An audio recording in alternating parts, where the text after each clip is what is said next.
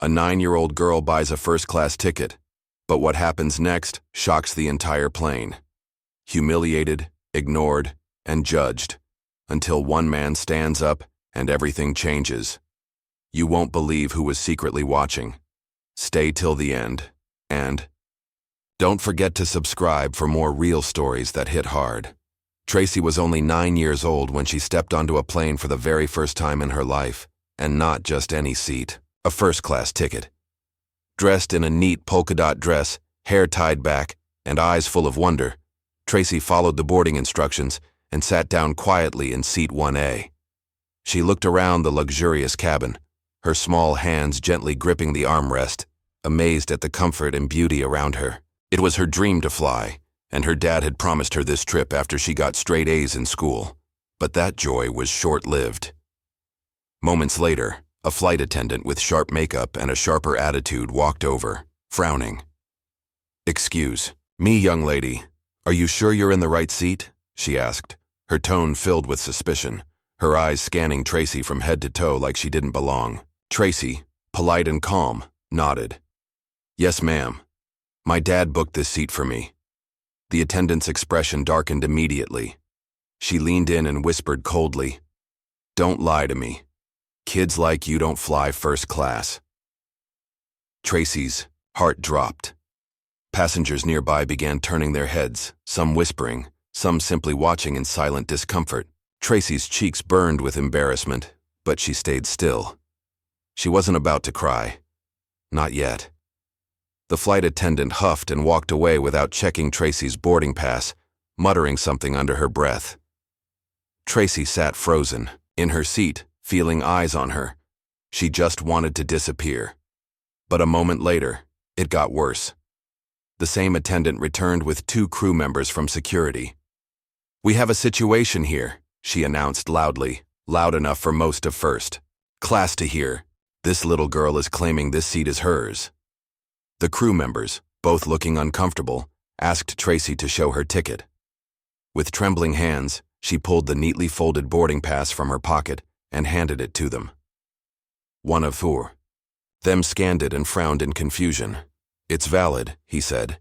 "She's in the right seat." The flight attendant blinked in disbelief but didn't apologize. She simply turned and walked off, leaving the crew to awkwardly nod and walk away. Tracy sat back down, her shoulders hunched, wishing her father was beside her. He was flying, on a different flight due to a scheduling issue, and now Tracy felt utterly alone. As the plane took off, Tracy noticed the flight attendant serving other first-class passengers with bright smiles, pouring champagne and offering snacks. But when Tracy pressed the call button to ask for a glass of water, no one came. She waited patiently, pressed it again. Still nothing. The 3rd time she pressed it, the flight attendant passed by and said curtly, "I'm busy," before walking off.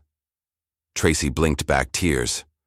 All she wanted was to enjoy the flight like everyone else. She wasn't asking for anything more. But even the basics were being denied. A few rows behind, a man had been quietly watching everything. His name was Mr. Bennett, and though he wore jeans and a cap like a regular passenger, he wasn't just anyone. He was the CEO of the airline, flying incognito to review service standards. And what he had just witnessed left him stunned. When the plane landed, Tracy waited quietly at the baggage claim area where her aunt was coming to pick her up.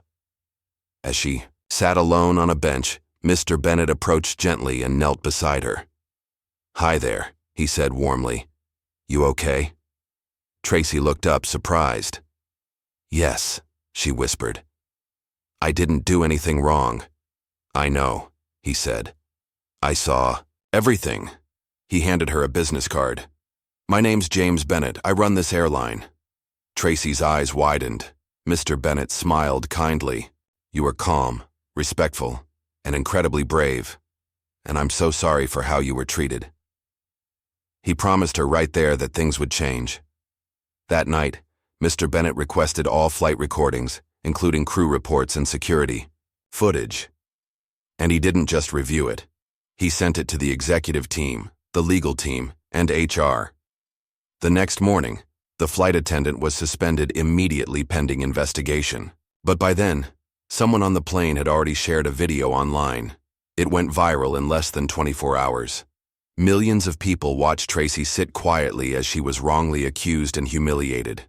Hashtags like "Justice for Tracy" and "Flying While Black" trended worldwide. Celebrities reposted it, talk shows debated it, and people from around the globe demanded accountability. But Mr. Bennett didn't stop at suspension. He flew to Tracy's hometown to meet her father and aunt personally. There, he made a public apology and gave Tracy a lifetime VIP membership on the airline, including free flights for her education, vacations, and family travel.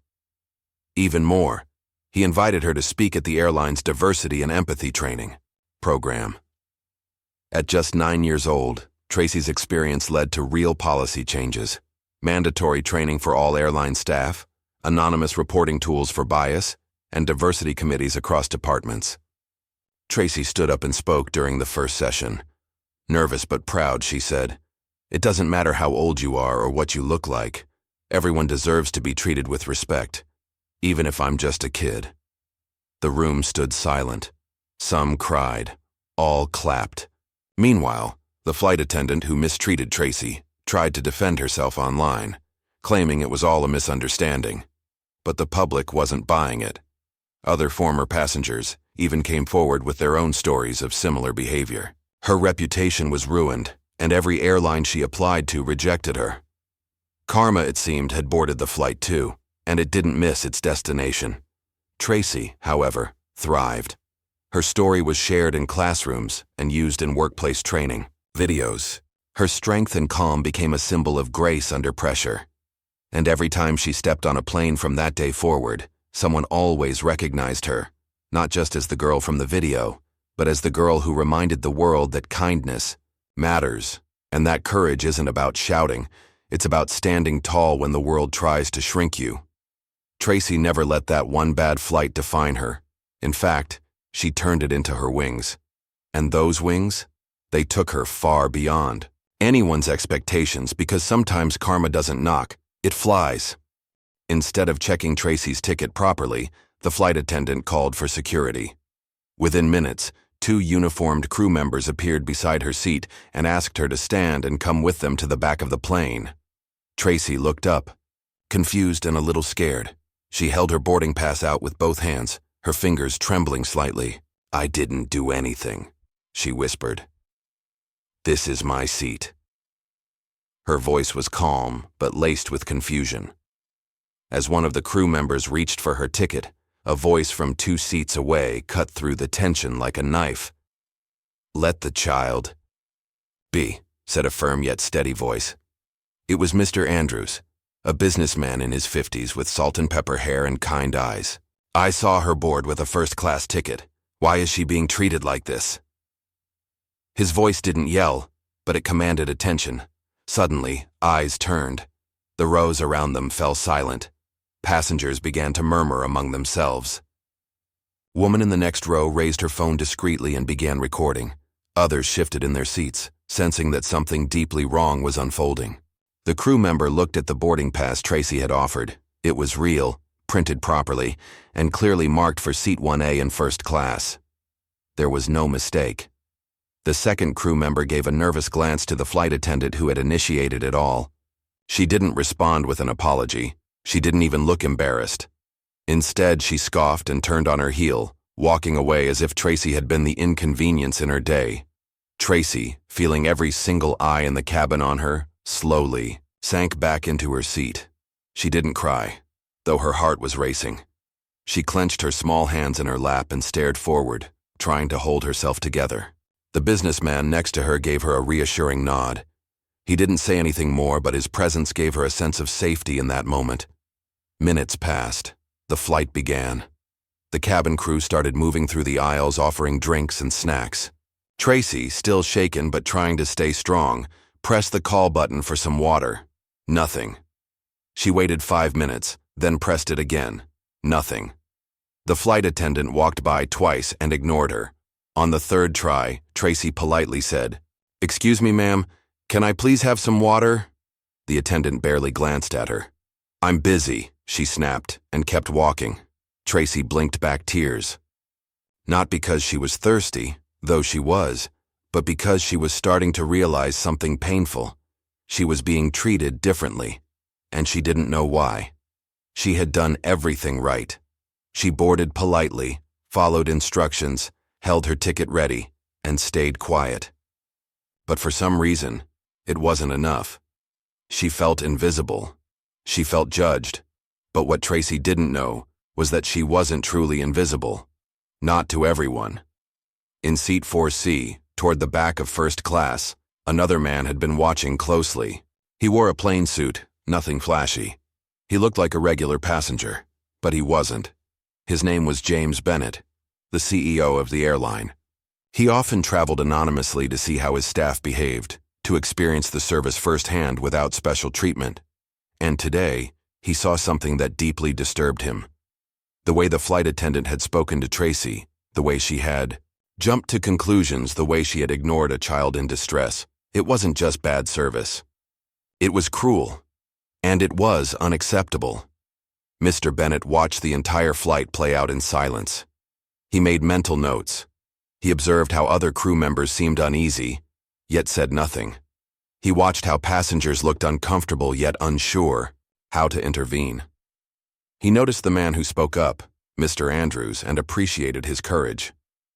And he saw Tracy, sitting quietly, trying not to cry, just trying to exist in a space where someone had decided she didn't belong. When the plane landed and passengers began to deboard, Mr. Bennett waited. He followed Tracy at a distance until she reached the baggage claim area. She sat alone on a bench, feet swinging above the ground, clutching her small bag. Her eyes looked tired, but she held herself together. Mr. Bennett approached slowly, crouched down in front of her, and said, "Hi there. My name's James. I saw what happened on the flight. Are you okay?" Tracy looked up, surprised. She nodded. "I think so," she said softly. "I didn't do anything wrong." Mr. Bennett's heart ached. "You didn't," he said gently. "And I'm really, really sorry for how you were treated. That should never have happened." He handed her his business card, which had his full name and position printed clearly. Tracy's eyes widened as she read it. He smiled. "I'm going to make this right." That evening, Mr. Bennett didn't sleep. He called his executive team. He requested all flight records, including crew body cam footage and service reports. He watched everything, frame by frame. And the next morning, swift action followed. The flight attendant was suspended without pay, pending a full investigation. But by that time, the story had already started to spread. A passenger's video went viral overnight. It showed Tracy sitting quietly, surrounded by accusations and judgment, while others whispered and the flight crew ignored her. The internet responded with fury. Millions of people watched, shared, and commented. Hashtags like "Justice for Tracy" and "She Belongs" trended. Talk show hosts picked up the story. News anchors shared the clip. Celebrities posted in support. And suddenly, Tracy's quiet pain had become a public movement. But Mr. Bennett didn't stop at damage control. He wanted real change. He flew to Tracy's hometown and met with her family. He issued a formal apology, not through a press release but face-to-face. He promised Tracy a lifetime of free airline travel for her and her family, any destination, any time. He offered her a scholarship fund. But most importantly, he asked her to help them make things better. Tracy, with her dad by her side, agreed to be part of a new diversity and empathy training program. She spoke at the first staff seminar, standing on stage with her hair tied back and a heart full of truth. "I didn't ask for anything special," she said. "Just water and a little kindness. I didn't expect to be judged just for sitting in the seat my dad gave me." Her words silenced the room. Some cried. All listened. Meanwhile, the flight attendant tried to explain her side online.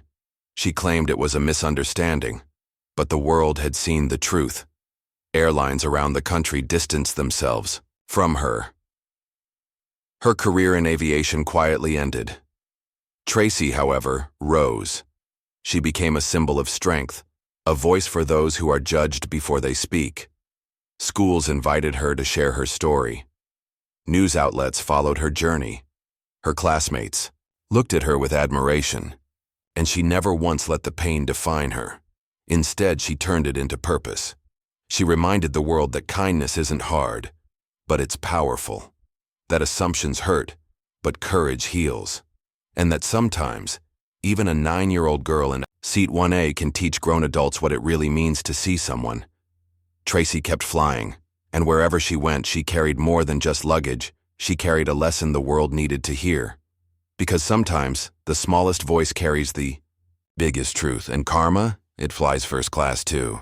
After the flight landed, Tracy quietly waited to be picked up, her small suitcase resting beside her, and her eyes tired from a journey that should have been exciting but had turned heavy with confusion and pain.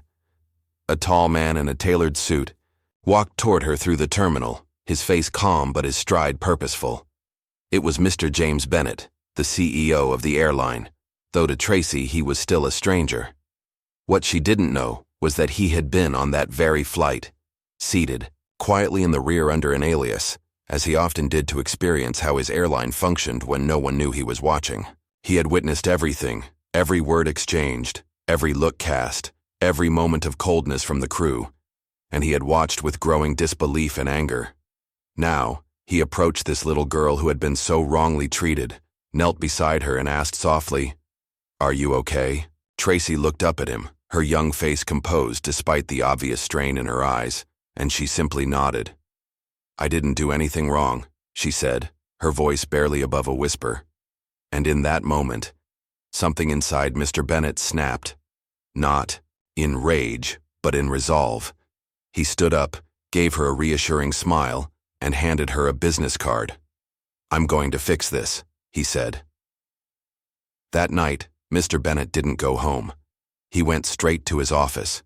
He pulled up every report from the flight, accessed the video footage from the security crew's body camera, and had the call logs from the cabin system reviewed. What he saw left no room for doubt. The footage showed the flight attendant hovering over Tracy, pointing at her with an accusatory tone, refusing to check her ticket properly, then calling security when the child remained calm but firm. The videos also captured how Tracy pressed the call button multiple times and was deliberately ignored, how she sat quietly afterward while passengers whispered and cameras recorded. Mr. Bennett leaned back in his chair, stunned by the cruelty, wrapped in routine professionalism. The next morning, action came swiftly. The flight attendant was suspended without pay pending investigation. Staff were notified that a full internal audit of the flight team would follow. But Mr. Bennett knew this couldn't stop at disciplinary action. Something larger had to change. Meanwhile, as the airline prepared to handle the fallout privately, the public had already caught wind of the story. One of the passengers had uploaded a short clip of the incident. Tracy being questioned, her calm reply, the flight attendant's dismissive walkaway. The internet exploded. The video went viral in a matter of hours. News anchors picked it up. Celebrities retweeted it. People around the world were outraged. Hashtags like "Justice for Tracy" and "Now she deserves first class" trended across all platforms. Comment sections filled with support, anger, disbelief. Parents everywhere saw their own children in Tracy, and Tracy, barely aware of the online storm, was sitting at home with her father, trying to make sense of everything. She didn't ask for fame or attention. She just wanted to fly to see her aunt, as her dad had planned. Her father, a hard-working man who saved up for months to buy her that first-class ticket, was heartbroken that what was supposed to be a joyful milestone had turned into a lesson in injustice. When Mr. Bennett called him personally and asked to meet, he was skeptical. But then he saw the sincerity in Mr. Bennett's eyes, the apology that came not from a press statement, but from a man deeply ashamed of what his company had allowed to happen. Mr. Bennett didn't come with excuses. He came with a plan. He promised not only to make things right for Tracy, but to use her story as a turning point. He announced a full overhaul of the airline's customer service and bias training programs. He offered Tracy and her family lifetime flights anywhere in the world. More importantly, he asked Tracy if she'd be willing to speak to his staff to tell them how it felt to be doubted, dismissed, and disrespected. Tracy hesitated. She was shy. She was only 9. But with her dad's hand in hers, she agreed.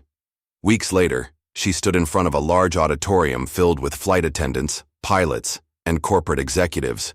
She wore the same polka dot dress. Her hair was tied neatly again. But this time, she wasn't just a little girl on a flight. She was a voice that needed to be heard.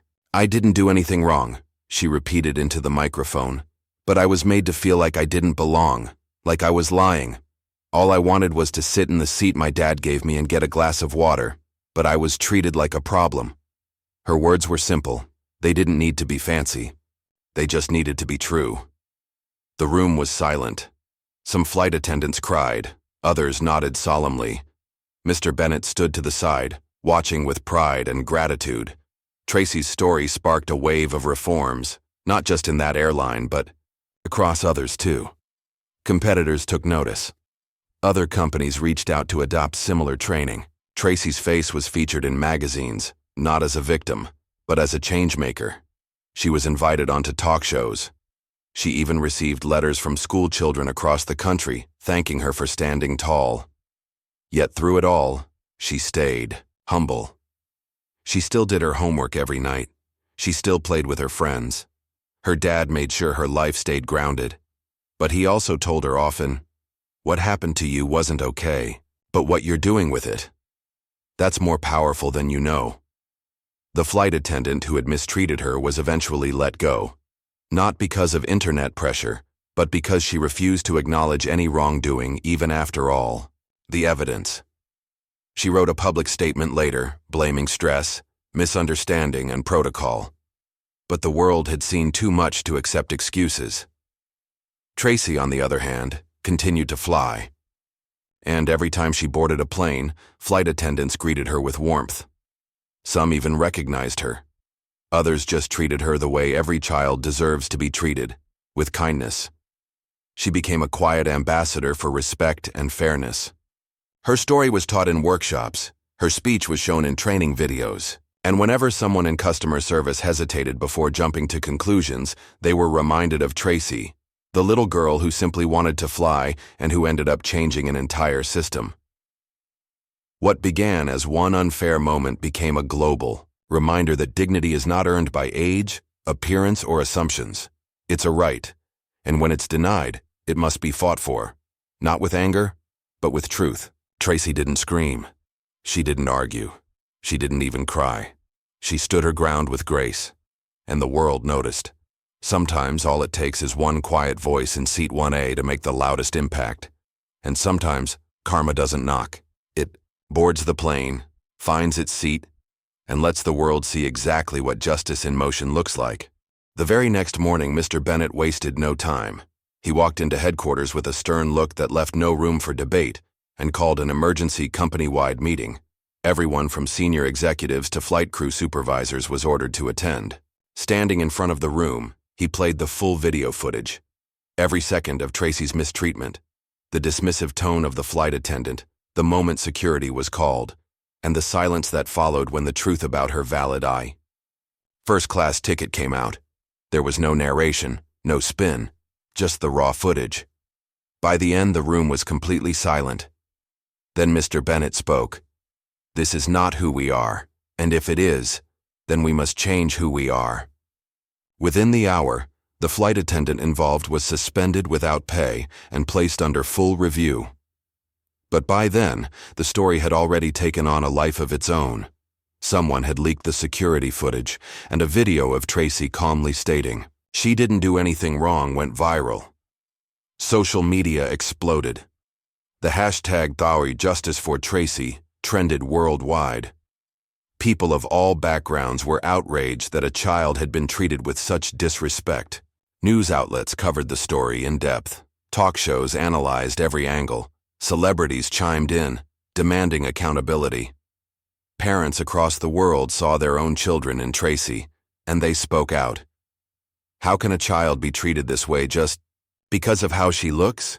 It became more than just a story about one flight. It became a conversation about prejudice, assumptions, and the urgent need for compassion in every industry. But that's not where the story ended. While many companies might have tried to hide behind PR teams or release a carefully worded apology, Mr. Bennett did something different. He personally boarded a private flight to Tracy's small hometown, arriving unannounced. He didn't come with a camera crew or a press team. He came with an apology, a promise, and a plan. Meeting Tracy and her father in their modest living room, he sat down, not as a CEO, but as a human being who knew his company had failed. He looked Tracy in the eye and said, "You deserved better, and I'm here to make sure you, and every child who comes after you, gets exactly that." Then he handed her an envelope. Inside was a full scholarship for any school of her choosing, elementary, high school, even college when the time came. Next came a lifetime VIP airline pass, meaning Tracy would never have to face this kind of treatment again. But perhaps most surprising of all was the third offer, an invitation to join the company's leadership team for a new initiative, a program designed to reshape airline culture from the inside out. Tracy was just 9 years old, but her voice had proven powerful enough to start a movement. Mr. Bennett wanted her insight to help create a new standard for kindness, inclusion, and empathy in the skies. Tracy's father was overwhelmed. He had worked overtime shifts for months to afford that first-class ticket as a surprise for his daughter, a chance for her to experience something special. Never did he expect it to lead to this. Tracy, shy but brave, nodded quietly and said, "If I can help make it better for other kids, I want to." That same week, Mr. Bennett launched the Fly with Kindness campaign. It wasn't just a slogan, it was a company-wide re-education effort that included new training modules, real passenger stories, and most importantly, AI firm zero-tolerance policy for discrimination of any kind. Tracy was featured as the face of the program, not because of what happened to her, but because of how she handled it. With grace, calm, and unshakable dignity. Internally, many staff members who had been silent or complicit during incidents like these now felt emboldened to speak up. Former flight attendants came forward with their own stories of unfair treatment toward passengers and even co-workers. A quiet revolution began unfolding within the airline, and Tracy's story was at the heart of it. Meanwhile, the media attention only grew. Tracy and her father were invited onto morning shows. Documentaries began filming segments about the incident and its impact. Schools invited Tracy to speak at assemblies, and young students lined up afterward just to hug her or say thank you. She became a symbol, not of victimhood, but of what could happen when truth met the right people willing to act. The flight attendant who had treated her so harshly eventually issued a public apology, but many felt it was too little, too late. The company officially terminated her contract, not out of anger, but to show the world that such behavior would no longer be tolerated. Tracy's story was printed in parenting magazines, taught in business ethics classes, and discussed in diversity training across industries. She was awarded a national honor for bravery and grace, standing beside adults 3 times her age. Through it all, Tracy stayed grounded. Her father made sure her life remained normal, chores, homework, bedtime, but he also reminded her that what she had done was something extraordinary. He often said, "You didn't just take a flight that day, you took flight." And he was right. Tracy's experience became the spark for a larger fire, a wave of change in customer service, school policies, even public transportation. Other companies began adopting their own kindness protocols, inspired by the transformation of one airline. But Tracy never sought attention.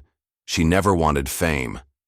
All she had wanted that day was to fly, to sip juice in a wide seat, and visit her aunt like any child would. The fact that she had to fight for her right to simply belong was a painful truth. But the fact that her quiet courage turned that pain into progress, that was her true legacy. Years later, Tracy would look back at that flight and remember the fear in her chest, the confusion on her face, the cold silence around her. But she would also remember the warm voice of a stranger standing up for her, the moment Mr. Bennett knelt to ask if she was okay, and the day she stood in front of hundreds of adults and told the truth. She'd remember that sometimes justice doesn't come with loud anger or revenge, but with clear eyes, a calm heart, and the courage to say, "I didn't do anything wrong." And she'd remember that even the smallest passenger in seat 1A can carry the biggest change in her heart. Because real change doesn't always start in boardrooms or newsrooms. Sometimes it starts with a 9-year-old girl in a polka dot dress, waiting patiently for a glass of water, and choosing when the world told her she didn't belong, to show them she did.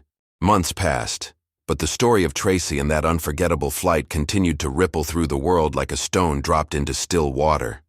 The airline had moved forward with its kindness initiative, reshaping how it trained its employees and how passengers were treated, all thanks to the bravery and composure of a 9-year-old girl who refused to be broken by ignorance. But not everyone moved forward. The flight attendant who had spoken down to Tracy, who had assumed and judged her without cause, found herself facing the consequences of her choices. After her dismissal, she tried to quietly apply to other airlines, hoping to start fresh, perhaps, in a new city or even another country. Yet every time, after routine background checks and interviews, the same result followed: rejection. The footage from that flight had circulated so widely, shared in training videos, blog posts, and even ethics lectures, that her name had become associated with a failure in judgment that no company wanted tied to their brand.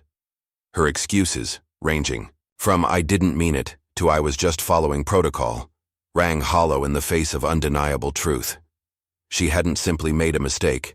She had embodied a mindset the world was finally ready to confront and dismantle. And while she faded into the background, the little girl she had tried to push aside stepped further into the light. Tracy, once too shy to even press the call button twice, began speaking publicly. It started with a small local event organized by her school, where she nervously held a microphone and read her story to an auditorium of teachers and parents. Her voice wavered at first, but then grew steady, fueled by the memory of that day.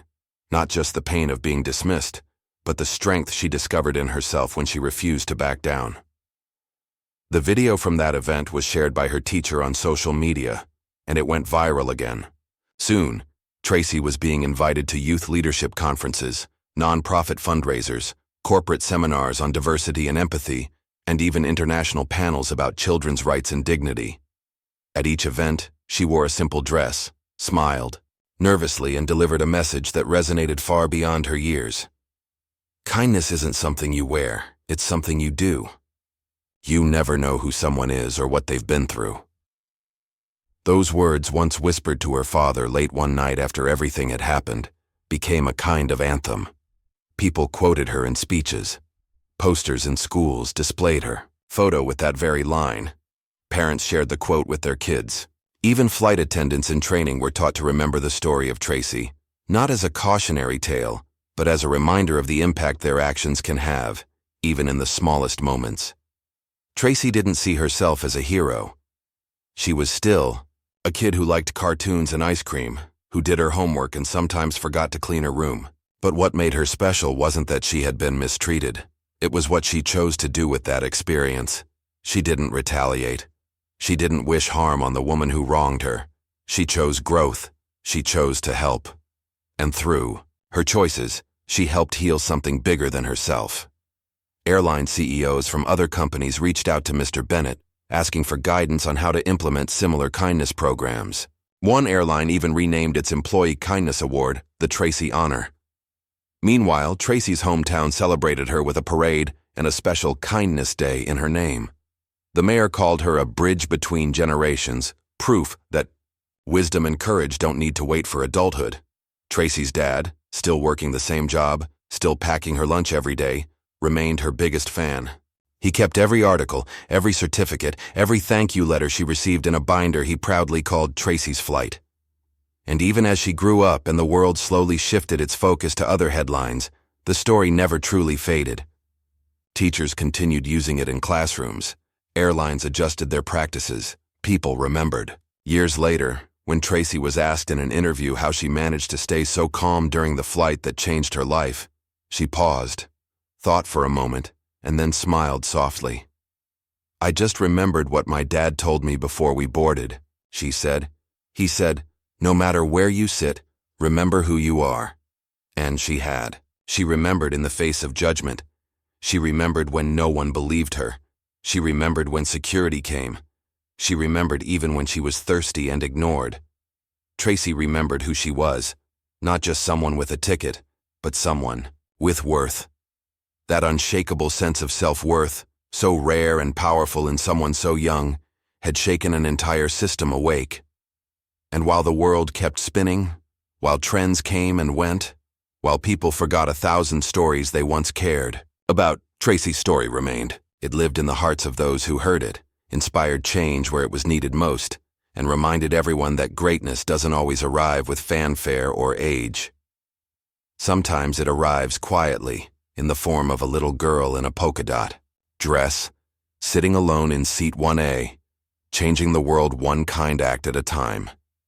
And just like that, a 9-year-old girl taught the world a lesson many adults still struggle to understand: that kindness, courage, and standing up for what's right can come from the smallest voices. Tracy didn't just change how people saw her, she changed how they saw each other. If this story touched your heart, inspired you, or made you think twice about how we treat others, don't forget to hit that like button, share this video, and most importantly, subscribe to our channel for more powerful true stories that show how one moment can change everything. Thanks for watching, and remember, kindness always wins.